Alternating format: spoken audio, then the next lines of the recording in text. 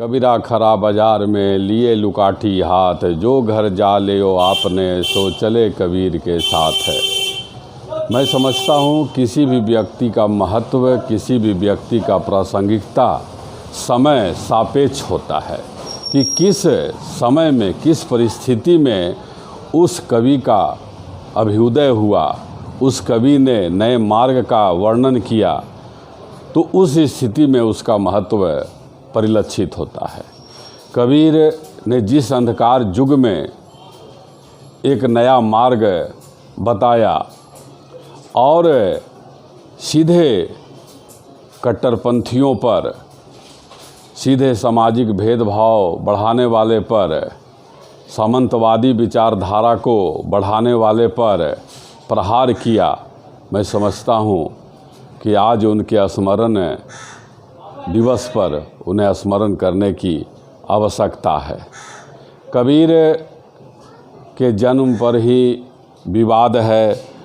कबीर के माता पिता के विषय में भी कहा गया नीमा और नीरू थे, और यह भी कहा गया उसके पहले कि एक विधवा ब्राह्मण के गर्भ से उत्पन्न होने के कारण सामाजिक दबाव में तालाब में किनारे छोड़ दिया गया और बाद में नीमा और नीरू ने पालन पोषण किया था। इस तरह से वह तालाब लहर तारा तालाब है जहाँ पर इन्हें छोड़ा गया और बाद में इनका पालन पोषण नीरू और नीमा नामक व्यक्ति ने किया। कबीर ने स्वयं को जुलाहे के रूप में प्रस्तुत किया है और कहा है, जाति जुलाहा नाम कबीर, बनी बनी फिरो उदासी। कबीर पंथियों का मान्यता है कि कबीर की उत्पत्ति काशी में लहरताला तालाब में उत्पन्न कमल के मनोहर पुष्प के ऊपर बालक के रूप में हुआ था। कबीर ने कट्टरपंथियों पर तीखा प्रहार किया और उन्होंने सीधा कहा कि यदि पत्थर पूजे हरी मिले तो मैं पूजूं पहाड़। साधारण जन सामान्य की भाषा का प्रयोग किया और उनके बारे में कई विद्वानों ने कहा है कि इन्होंने सधुकड़ी भाषा का प्रयोग किया और जो जन सामान्य का भाषा था उसे सामने लाया। उनका योग्यता, उनका विद्वता का परिचय यही है कि आज उनके एक एक दोहा पर हजारों लोग पीएचडी कर रहे हैं, हजारों लोग जो है सो कार्य कर रहे हैं। तो इसमें हमारा मानना है कि वे हिंदी साहित्य के भक्तिकालीन युग में परमेश्वर की भक्ति के लिए एक महान प्रवर्तक के रूप में उभरे थे। समाज में फैली कुरीतियाँ, कर्मकांड, अंधविश्वास का निंदा किया और सामाजिक बुराइयों का कड़ा आलोचना किया था। और यही कारण है कि उस समय के जो समाज को कट्टरपंथी तत्व थे, चाहे वो किसी धर्म के हों, उन्होंने कबीर को परेशान किया। कबीर का आध्यात्मिक गुरु रामानंद थे और रामानंद से ही इन्होंने शिक्षा प्राप्त किया था। कबीर ने स्वयं कहा है, काशी में प्रगट भये रामानंद चेताए। तो जिस रामानंद के सानिध्य में रहकर उन्होंने ज्ञान प्राप्त किया और उस ज्ञान को फिर समाज के अंतिम लोगों तक ले गया। आज कबीर जी के स्मरण करने का समय है। उनके द्वारा जो जन सामान्य, चाहे वह व्यक्ति हो, चाहे वह भाषा हो, सबको मुख्य धारा में लाने का प्रयास किया है। उन्होंने जो जटिल आत्मा, ब्रह्म, ईश्वर जैसे जटिल बातों को भी, जिसे ब्राह्मणवादी व्यवस्था ने जटिल बनाकर रखा था, उसे उन्होंने सरल बनाकर जनता के सामने प्रस्तुत किया। और प्रेम भावना को भी इन्होंने बल दिया था। इसके बाद हम लोग जानते हैं कि कबीरदास लगातार अपने योग्यता के बल पे और अपने जो है सो गुरु रामानंद के सानिध्य में रहने के कारण लगातार अच्छे विचारों के प्रवर्तक बने।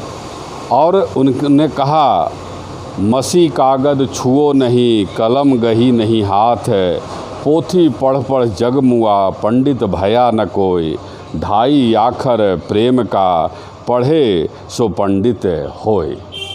एक तरह से यह पंक्ति जो है उन धार्मिक आडंबर वालों पर सीधा प्रहार है जिन्होंने धर्म के नाम पर अंधेर मचा रखा था, जिन्होंने लोगों के जीवन को एक सीमा में बांध कर रखा था और कहा था कि जो धार्मिक ग्रंथ है वही जीवन है। लेकिन इन्होंने साफ कहा कि ढाई आखर प्रेम का, पढ़े सो पंडित होय। इसके बाद और भी इन्होंने आगे अनेक कार्य किया। उन कार्यों में कहा गया है कि अगर 5 बार नमाज पढ़ने से लाभ हो जाए तो फिर सब आदमी को यही करना चाहिए। और इस पर अपने दोहा में इन्होंने कहा भी, पाहन पूजे हरि मिले, तो मैं पूजूं पहाड़, थाते तो चक्की भली, जासे पीसी खाए संसार। तो एक तरह से उन सामाजिक व्यवस्थाओं पर इन्होंने सीधा प्रहार किया जो समाज को बांध कर रखे हुए था। और इस तरह से आप देख रहे हैं, चाहे वो अवतारवाद हो, मूर्ति, रोज़ा, ईद, मस्जिद, मंदिर आदि तमाम उन का विरोध किया जो समाज के आम जनों को नुकसान पहुंचा रहा था। कबीर की वाणी का संग्रह बीजक के नाम से प्रसिद्ध है और बीजक में 3 भाग है, रमैनी, शबद, साखी। रमैनी, शबद और साखी है। इन्होंने धर्म के नाम पर ढोंग और स्वार्थ पूर्ति की निजी दुकानदारों को ललकारता हुआ सत्य को सामने लाया और अन्याय का पोल खोला है। कबीर की भाषा के बारे में कहा जाता है कि भाषा भी मानो कबीर के सामने लाचार सी थी। उसमें ऐसी हिम्मत नहीं थी कि उनकी फरमाइश को कह न सके। मतलब यह भी कहा गया है कि बन गया तो सीधे सीधे, नहीं तो दरेरा देकर कविता का जो है रचना किया। कबीर का मृत्यु उत्तर प्रदेश के मगहर में हुआ था।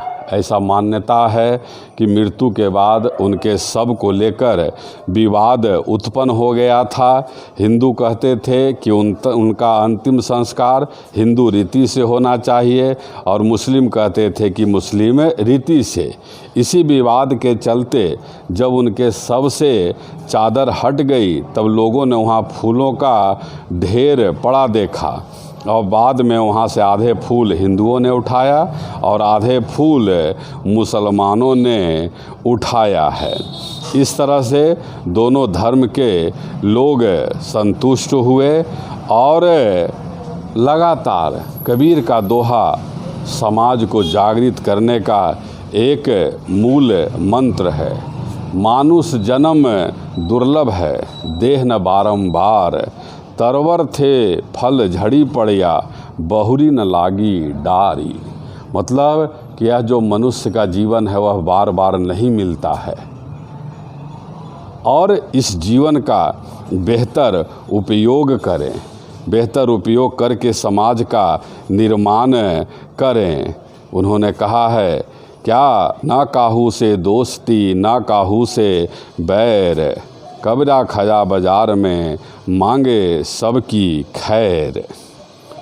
जीवन की सत्यता बताते हुए भी कहा है, क्या कहा कबीर ने, पानी केरा बुदबुदा असमानस की जात, देखत ही बुझ जाएगा ज्यों तारा प्रभात। कि जो कुछ लोग अपने मनुष्य का जो जीवन है, जिस अहंकार में जी रहे हैं, जिन्होंने शोषण का परचम लहराया हुआ है, उन पर कड़ा प्रहार किया और जीवन का यथार्थ बताया कि मनुष्य यह जीवन अस्थाई नहीं है, यह पानी के बूंद के समान है जो धीरे धीरे गिर रहा है और एक दिन समाप्त हो जाना है। इसलिए राम नाम लेने का समय है, आप उसका प्रयोग करें। इस तरह से आपने देखा कबीरदास जी का जन्म पर विवाद है, लेकिन 1398 ईस्वी में हुआ और जन्म स्थान काशी के लहरतारा ताल में हुआ। माता का नाम नीरू, माता का नाम नीमा, पिता का नीरू, पत्नी का नाम लोई, पुत्र का नाम कमाल, पुत्री का नाम कमाली और मृत्यु उत्तर प्रदेश के मगहर में हुआ। और इनका कर्म भूमि काशी बनारस में जो है वहाँ पर हुआ। और सबसे बड़ी बात, जिन्हें ज्ञान का अहंकार है, 2 किताब पढ़ के उनके बारे में सीधा प्रहार अभी किया कि पोथी पढ़ पर जगमुआ पंडित भया न कोई, 2.5 अक्षर प्रेम का पढ़े सो पंडित होए। इन्हीं तमाम बातों के साथ आज कबीर जी के कार्यों का स्मरण करने का और अनुसरण करने का दिन है। इसी के साथ प्रणाम, धन्यवाद।